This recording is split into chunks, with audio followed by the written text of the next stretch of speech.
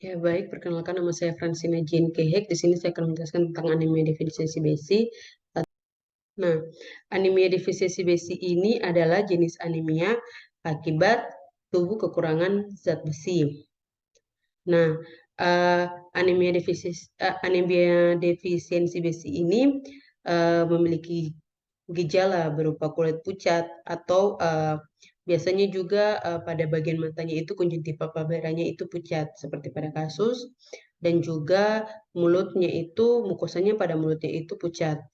Nah, biasanya juga pada bagian tubuh ekstremitas atas dan bawahnya juga itu juga pucat. Nah, dan juga lesu atau lemah, mudah lelah, pusing, nafsu makan menurun, dan detak jantung yang lebih cepat atau berdebar-debar.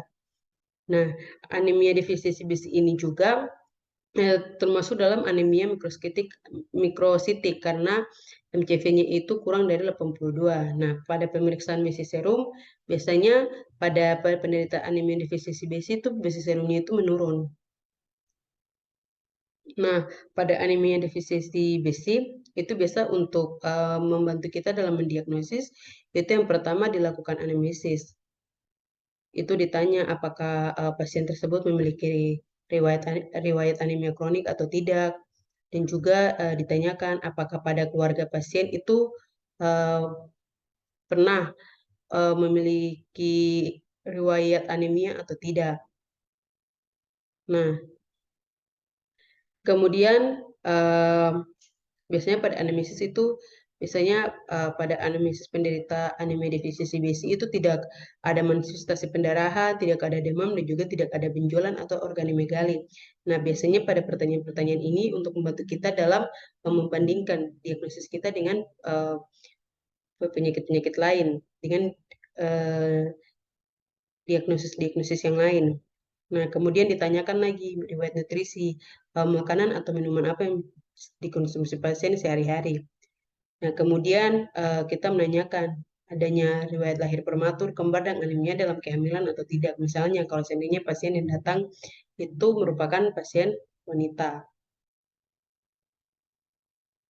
Nah, biasa pada anemia defisiensi besi itu selain melakukan anamnesis, ada juga pemeriksaan fisik.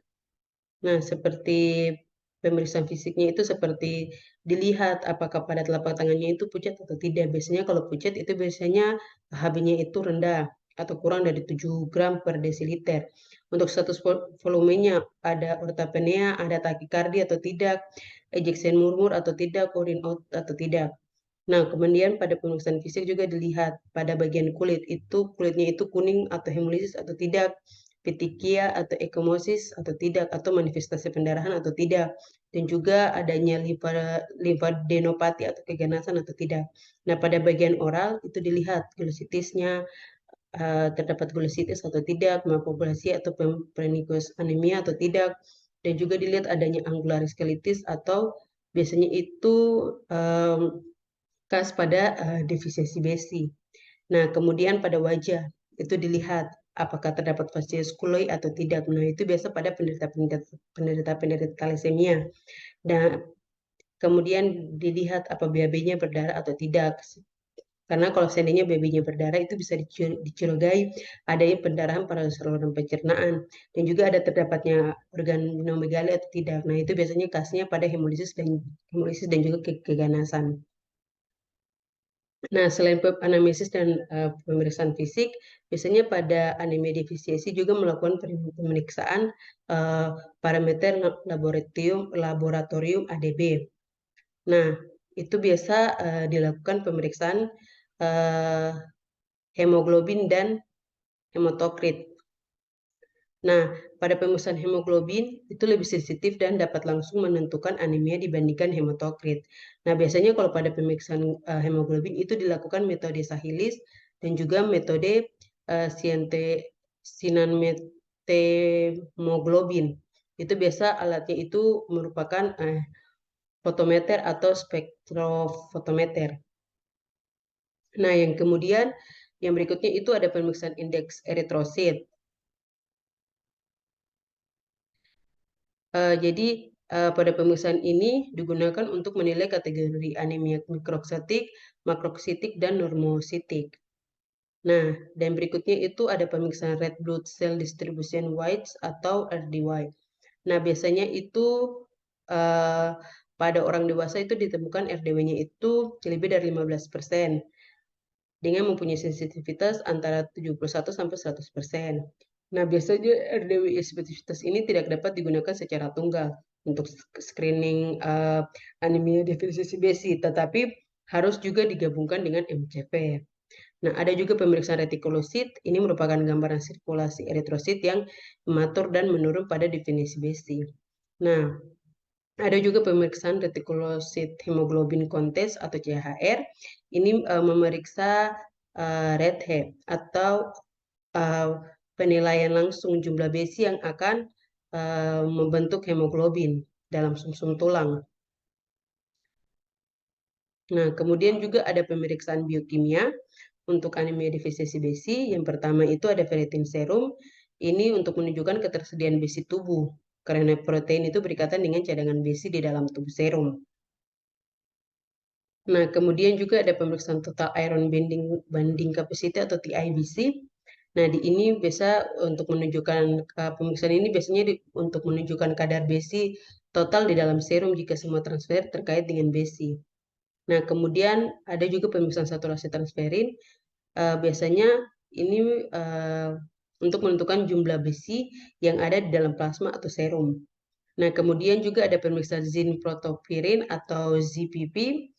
Nah, biasanya zinc ini bergabung dengan protopirin.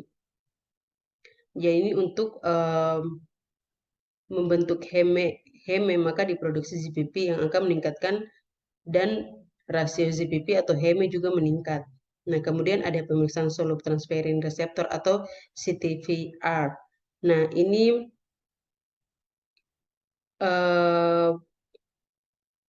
biasanya digunakan untuk mengetahui jumlah reseptor transferin yang merefleksasikan potensi polarisasi sel. Nah, kemudian juga ada pemeriksaan penunjang lainnya. Biasanya itu pemeriksaan sumsum tulang yang didikasikan pada defisiensi besi yang didiagnosisnya itu sulit ditegakkan. Nah, kemudian anemia defisiensi besi ini juga memiliki diagnosis banding atau yang memiliki gejala-gejala yang hampir sama dengan penyakit lain seperti anemia penyakit kronis, anemia sideroblastik, ada juga keracunan timbal atau lead positioning, ada juga thalassemia alpha dan juga thalassemia beta. Nah, biasanya kalau pada thalassemia itu lebih khasnya itu pada facies coli atau wajahnya itu wajah penderita itu wajahnya seperti micit atau tikus. Nah, kemudian anemia defisiensi besi ini juga dapat menyebabkan komplikasi. Yang pertama pada sistem neuromuskular menyebabkan gangguan kapasitas kerja. Yang kedua gangguan terhadap proses mental dan kecerdasan yang berdampak pada perkembangan motorik dan mental pada anak-anak dan remaja. Yang ketiga masalah pada jantung seperti aritmia dan gagal jantung, gagal pada paru misalnya hipertensi pulmonal. Yang keempat gangguan imunitas dan ketahanan terhadap infeksi. Yang kelima gangguan terhadap ibu hamil dan janin yang dikandungnya. Atau melahirkan prematur atau bayinya itu lahir dengan berat badan rendah serta risiko kematian akibat pendarahan saat melahirkan. Yang keenam yaitu depresi. Nah, ada juga kekurangan zat besi kronis yang dapat menyebabkan kematian akibat gangguan paru-paru atau jantung yang mendasarinya. Yang ke-8, sebuah hubungan antara meningkatkan risiko kematian dan anemia juga yang diamati dalam studi jangka panjang, terlepas dari tingkat keparahan penyakit. Anemia juga dikenali dalam konteks sindrom anemia kardiarenal dan dikaitkan dengan tingkat rawat inap kardiovaskular yang 2 kali lipat lebih tinggi. Nah, untuk tata laksana dari anemia defisiensi besi itu untuk yang pertama dilakukan untuk pasien penderita anemia defisiensi besi itu yang pertama terapi kasual itu mencari dan mengobati etiologinya atau mengobati gejala-gejala yang diderita penderita anemia defisiensi besi. Kemudian yang kedua yaitu pemberian preparat besi atau ferrous sulfat per oral itu ada 3 kali 21 mg dan juga 3 kali 1 mg selama 3-6 bulan. Suplementasi besi lainnya seperti ferrous gluconate, ferrous furamate, ferrous lactate, dan juga ferrous kanate. Nah, yang ketiga yaitu ada terapi besi parenteral dengan cara subkutan atau juga melalui intravena.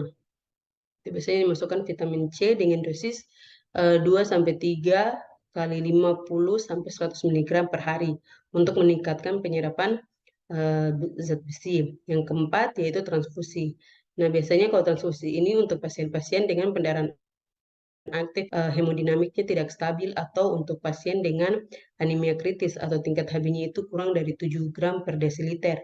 Nah, itu juga pada iskemia miokard akut atau jika pada pasien tersebut semua pengobatan lainnya itu gagal untuk memperbaiki semua itu gagal, maka dilakukan transfusi untuk memperbaiki anemia.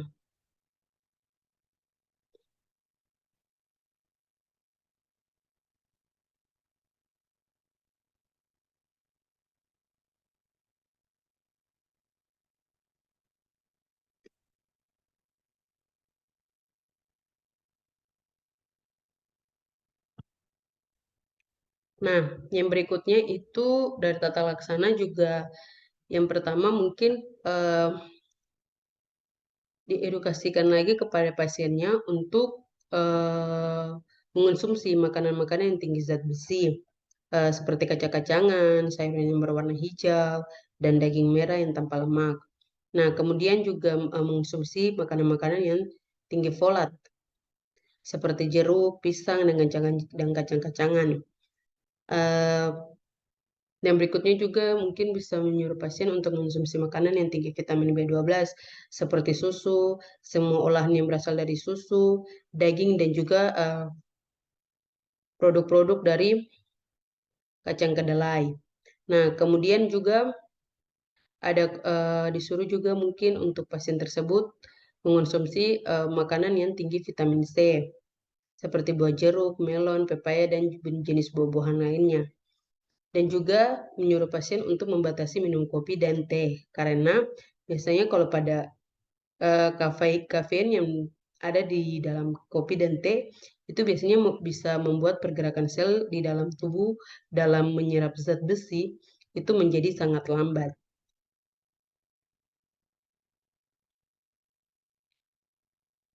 Oke, mungkin itu saja penjelasan dari saya. Sekian dan terima kasih. Mohon maaf bila ada kesalahan kata. Eh, Terima kasih banyak dan shalom, selamat malam.